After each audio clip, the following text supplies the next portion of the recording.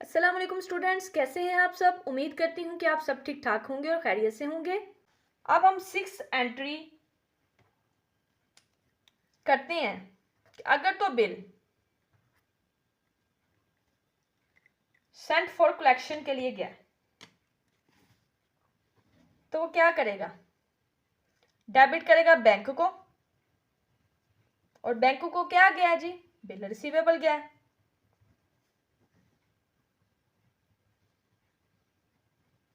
Drive ने bank को bill दिया है जी कि आप मेरे बिल को संभाल के रख लें, तब तक संभाल के रखें जब तक इसकी मैं कीमत वसूल नहीं कर लेता।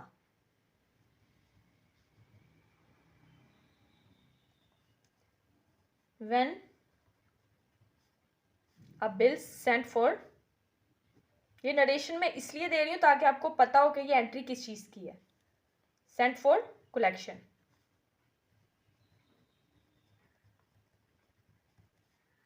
अब फिर इसने सिंपल बैंक को दे दिया, इसको इस चीज़ से कोई कंसर्न नहीं है, कोई एंट्री नहीं करेगा क्योंकि उसको सिर्फ पैसे देने हैं, उसने चीज़ें उधार पर खरीदी हैं। अब ड्राइव उसको जो इंस्ट्रक्शन देगा वो उसको फॉलो करेगा, सिंपल, उसकी एंट्री वो कोई नहीं करेगा। अब हम अपनी नेक्स्ट एंट्री करेंगे जी, तो अब हम एंट्री करते हैं retiring, when the bill is retired. Retiring का मैंने आपको बताया था, रिटायरिंग का मतलब अगर तो ड्राई है ना, जो ये बंदा ड्राई, इन दोनों के अंदर मुआहदा तय हुआ था कि 3 महीने के अंदर ये ड्राई ड्रायर को पैसे दे देगा। अब ड्राई बिल्कुल ड्यू डेट के ऊपर, मतलब अगर 30 उनके अंदर 30 तारीख लिखी गई है, एग्जैक्ट 30 तारीख को वो पैसे अदा कर देता है, या तो एग्जैक्ट डेट के ऊपर या फिर 3 महीने पूरे होने से पहले 2 महीने के अंदर अंदर वो पैसे दे देता है। तो ये ड्रायर है ना जो सा, वो उसको थोड़ी सी छूट देगा, उसको थोड़ा सा वो डिस्काउंट देगा, लेकिन उसको डिस्काउंट नहीं बोलेंगे, उसको हम रिबेट बोलेंगे। ठीक हो गया। तो रिटायरिंग की एंट्री हम ये कर लेते हैं, इसके पास क्या आएगा जी, कैश आएगा। अब ये अदायगी की बात हो रही है, और अदायगी वो मुकर्रर मुद्दत से पहले की अदायगी। अगर ड्राई मुकर्रर मुद्दत से पहले रकम अदा कर दे, इसके पास कैश आएगा, कैश को वो डेबिट करेगा। रिबेट इसका एक्सपेंस होगा ना, जो चीज आएगी उसको भी डेबिट करेगा, और जो चीज एक्सपेंस होगी ना, जो चीज उससे जाएगी उसका एक्सपेंस हो जाएगा, तो वो भी वो डेबिट करेगा टू बिल रिसीवेबल।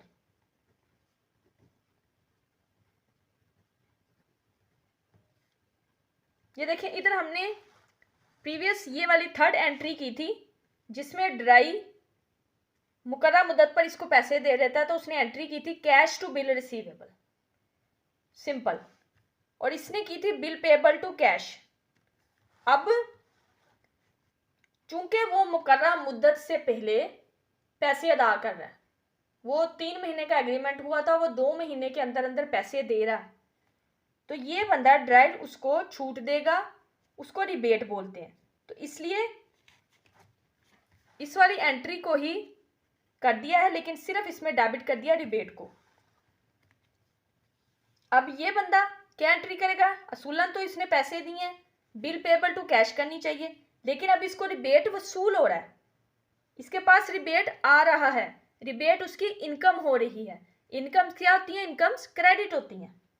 तो ये अपनी बुक में क्या एंट्री करेगा, ड्राई की बुक में एंट्री होगी जी, बिल पेएबल, ये देखे ना बिल पेएबल टू कैश था, बिल पेएबल, अब टू कैश की जगह वो पहले करेगा, हाँ, बिल पेएबल टू कैश और टू रिबेट। ठीक हो गया। इसकी नरेशन अब हम लिख देंगे, when a bill is retired,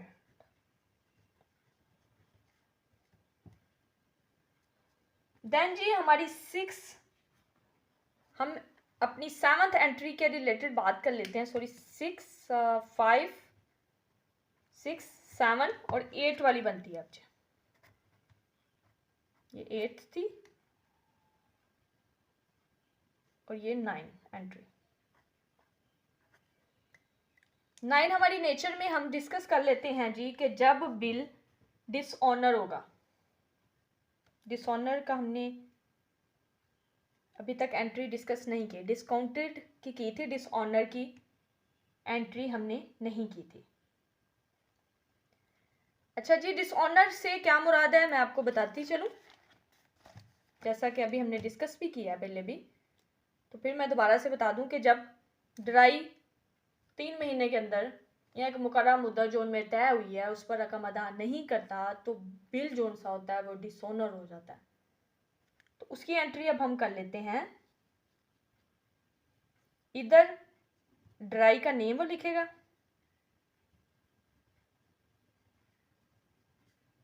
dry के नेम को डेबिट कर लेगा। क्रेडिट वो क्या करेगा जी, bill receivable,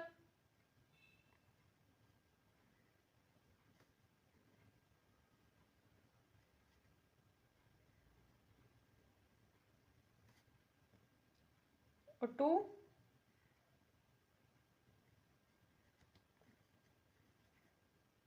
holder of the bill,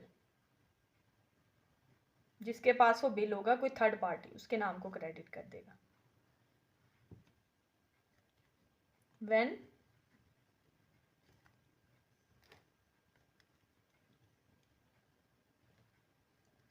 when the bill is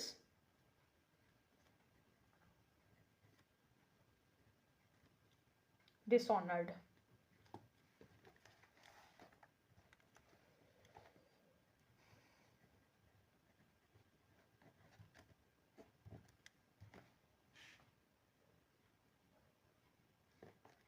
और ये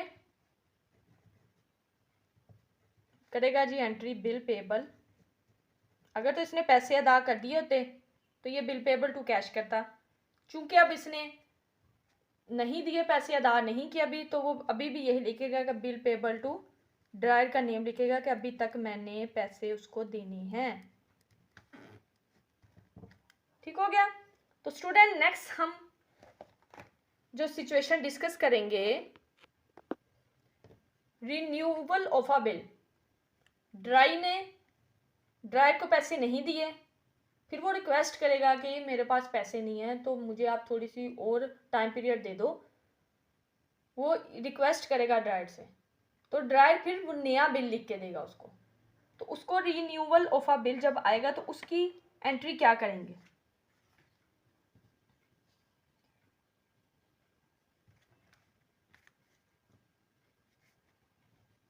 ड्राई का नाम को वो डेबिट करेगा सिंपल, और बिल रिसीवेबल क्रेडिट कर देगा।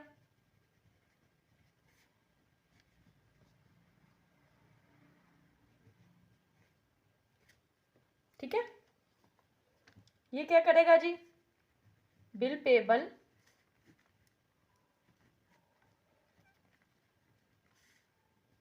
टू ड्राइड का नेम।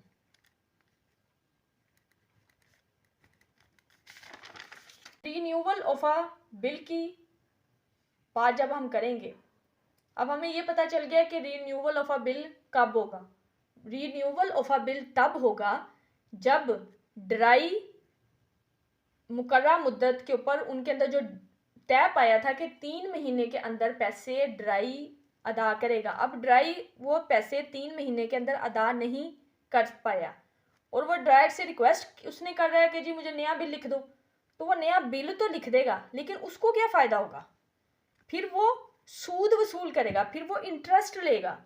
फिर वो कहेगा कि जो सपोज 2 लाख की चीज़ें इसने बेची हैं, ड्राई को ड्राई ने खरीदी हैं, अब वो कहेगा कि मैं तुम्हें 3 महीने का वक्त और देता हूँ, लेकिन 3 महीने के बाद मैं तुमसे 2,10,000 वसूल करूँगा। फिर वो अपना फिर सूद रखेगा, इंटरेस्ट रखेगा। बिजनेस की डीलिंग इसी तरह होती है, बैंक डीलिंग्स इसी तरह होती हैं। बैंक इंटरेस्ट लेता भी है, बैंक इंटरेस्ट देता भी है। इसी तरह बिल ऑफ एक्सचेंज के अंदर अगर तो ड्राई वक्त पर पैसे नहीं देगा तो फिर ड्रायर उसको बिल दोबारा लिख तो देगा, लेकिन वो फिर इंटरेस्ट लेगा उससे, फिर वो पैसे ज्यादा लेगा, फिर उसको हम सूद बोल सकते हैं। तो फिर एंट्रीज, दूसरी एंट्री ये रीन्यूअल ऑफ अ बिल की एक दो एंट्रीज होंगी।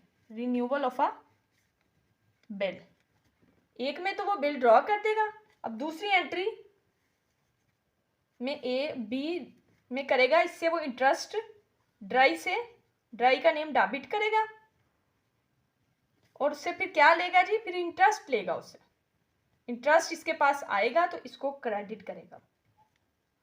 इसके अंदर वो जी क्या करेगा जी, इससे इंटरेस्ट जाएगा, इंटरेस्ट को वो डेबिट कर देगा और टू ड्रायर का नेम, क्योंकि वो ड्रायर को देगा।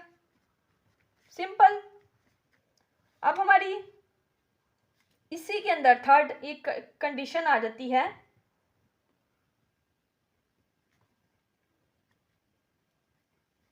अब वो एक नया बिल ड्रॉ करेगा सी। तो नया बिल ड्रॉ करने के लिए वो बिल रिसीवेबल,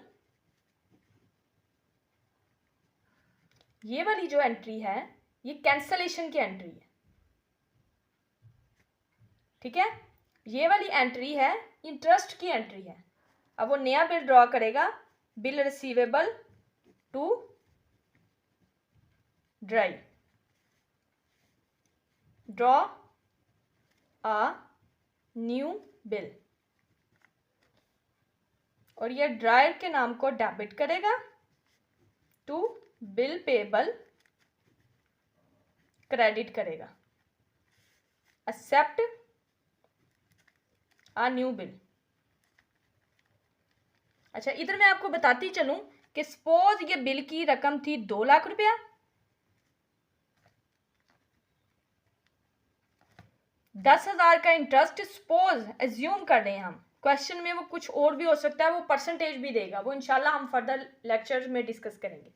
अब हम जब नया बिल ड्रॉ करेंगे ना तो उसकी अमाउंट फिर हम लिखेंगे 2 लाख जमा 10,000, तो 2,10,000 की हमारी नई बिल की कीमत होगी। ठीक हो गया, ये हमारी situation. Renewal of a bill की 3 एंट्रीज होंगी। कीप इन माइंड कि जब क्वेश्चन में बिल कैंसिल हो जाए पुराना और नया bill renewal of a bill करना हो तो उसकी 3 एंट्रीज होंगी। देन जी लास्ट हमारी एंट्री बनती है when a bill is noted cancelled with noting charges. Noting charges क्या होते हैं जी? अच्छा, नोटिंग चार्जेस के रिलेटेड इंशाल्लाह मैं आपको नेक्स्ट लेक्चर में बताऊंगी, क्योंकि हमारी जो वीडियो है वो काफ़ी लंबी हो चुकी है। तो अगर तो आपने अब क्या करना है, आपने इस लेक्चर को रोक के समझ के और लिख के अंडरस्टैंड करना है। अगर तो आप मेरे चैनल पर नए हैं और आपने अभी तक मेरे चैनल को सब्सक्राइब नहीं किया तो ये बहुत बुरी बात है। आपने क्यों मेरे चैनल को सब्सक्राइब नहीं किया? काइंडली मेरे चैनल को सब्सक्राइब करें, यह आपकी तरफ से हौसला अफजाई होती है कि हम अपना अच्छा काम कर रहे हैं। अगर आप कोई चीज़ मुझसे समझना चाहते हैं तो प्लीज़ मुझे कमेंट करें। अपना ज़्यादा सारा ख्याल रखिएगा, अपनी दुआओं में याद रखिएगा। अल्लाह हाफिज़।